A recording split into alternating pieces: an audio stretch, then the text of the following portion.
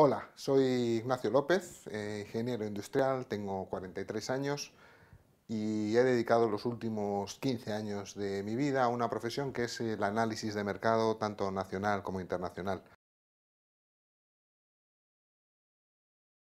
Si hay algo que ha marcado la economía mundial, bueno, más que mundial en el mundo desarrollado, que sería otra cosa, en los últimos 25 años es lo que se ha llamado la globalización. La globalización, que si bien ha traído aspectos muy positivos para el mundo desarrollado, como es la mayor época de prosperidad que ha vivido la humanidad en los últimos, vamos, yo diría que en toda su historia, tiene una cosa muy mala y es lo que está pasando ahora, y es que cuando las cosas van mal para todos y para todos a la vez. Entonces tenemos un problema muy serio. En el caso del crecimiento lo estamos viviendo ahora.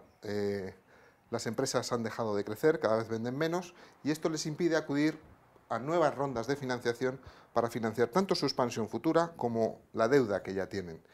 En el caso de los países, cuando se detiene el crecimiento y se empieza el retroceso, como estamos viendo ahora, lo que ocurre es que los ingresos vía impuestos, tanto de las empresas como de impuestos como el IVA o otro tipo de impuestos indirectos, hace que desciendan muchísimo los ingresos del Estado y a la vez aumenten muchísimo sus gastos como consecuencia del aumento del desempleo que hay que cubrir, como consecuencia del aumento de la delincuencia que necesita que haya más policías en la calle, los costes de la justicia se disparan, es decir, el déficit público se dispara.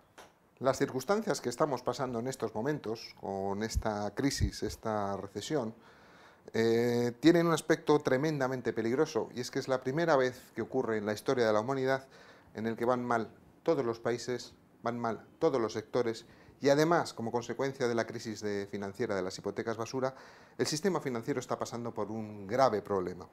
Esto significa que lo que pueden hacer las empresas y los países en épocas de crisis, que es invertir, cambiar sus economías para volver a la senda del crecimiento, es imposible de hacer porque no hay recursos financieros que lo financien.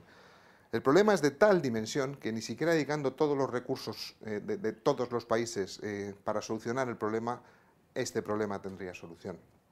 Luego estamos ante un gran problema. Los estados, todos los estados del mundo occidental, vamos a pensar en los primeros 50, en los 50 países más ricos del mundo, ya en el año 2009 van a incurrir en unos déficits públicos que van a estar, casi todo el mundo está de acuerdo, que superior al 10%, entre el 10 y el 15% ya en el año 2009.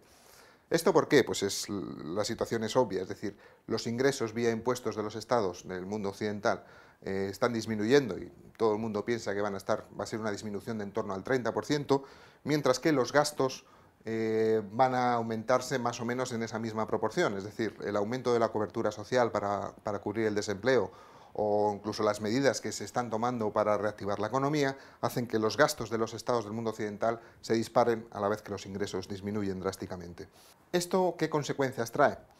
Vamos a ver, todos los estados van a intentar financiar mediante la emisión de deuda pública este desbalance que tenemos entre sus ingresos y sus gastos. Y todos los países del mundo lo van a hacer a la vez, y es en la segunda mitad del año en el que estamos, el año 2009.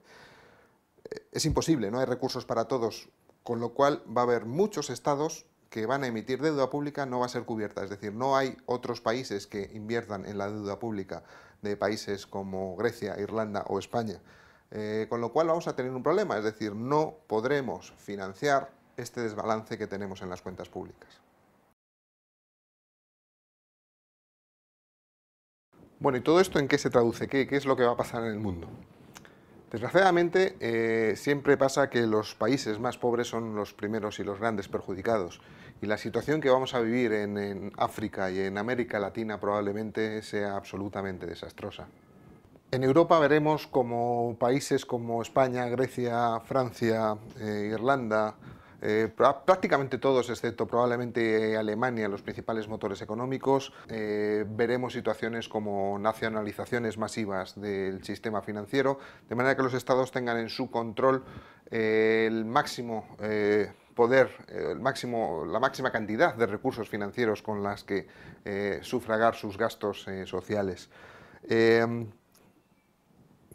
Veremos también cómo la crisis, que es tremendamente seria, es decir, no es una cosa pasajera de un año o 2 años, es una cosa muy seria. Veremos cómo el desempleo alcanza niveles prácticamente insostenibles. Veremos un aumento drástico de la delincuencia.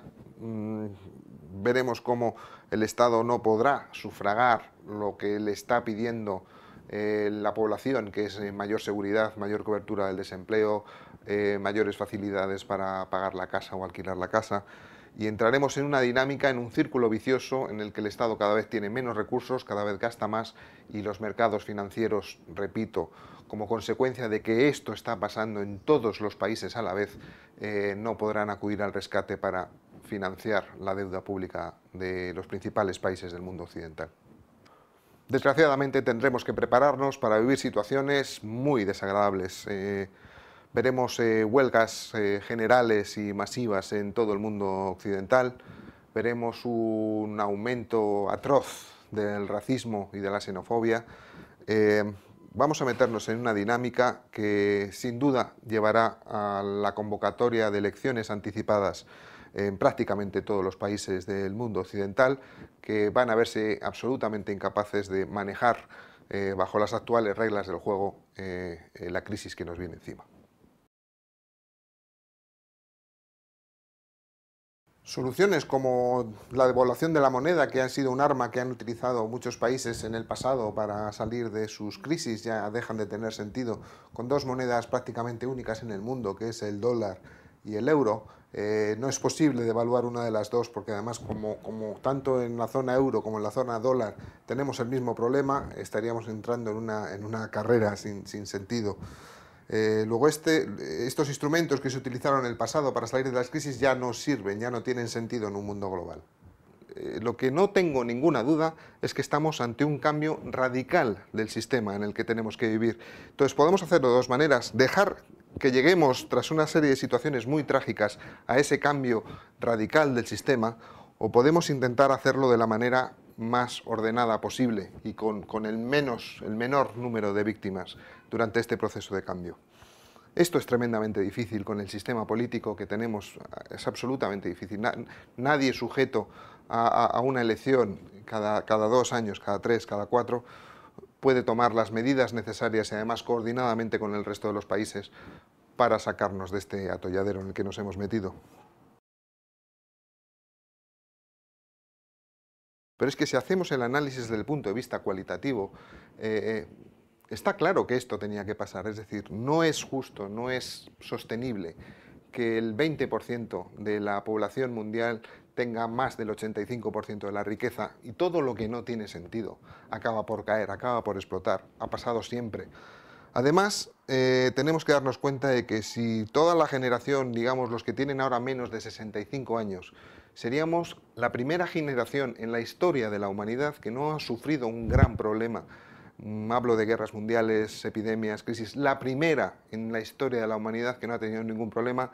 Me temo, desgraciadamente, que este es el problema que nos va a tocar vivir a todos los que tenemos menos de 65 años y que no hemos vivido esto ni por asomo. Por las buenas o por las malas, estamos abocados a un cambio radical del sistema en el que vivimos. Y dado este proceso de cambio, estoy seguro que lo que surgirá después de esto, a largo plazo, es un mundo sin duda mucho más justo, donde haya menos diferencias entre los ricos y los pobres, un mundo donde los valores de la felicidad, las pequeñas cosas, sean las que primen nuestra vida, un mundo menos consumista, menos contaminante, más de acuerdo con la naturaleza. Estoy convencido de que no sé cuánto tiempo tardaremos en llegar a ese mundo, pero sin duda es el que viene y es el que nos toca construir a partir de estos momentos. Nada más, desearles simplemente mucha suerte. Espero haberme equivocado en todos mis análisis, espero de verdad haberme equivocado en mis análisis, pero necesitaba decirlo, puesto que mi profesión es realizar este tipo de análisis. Llevo 15 años haciéndolo y creo que no me estoy equivocando. Mucha suerte a todos.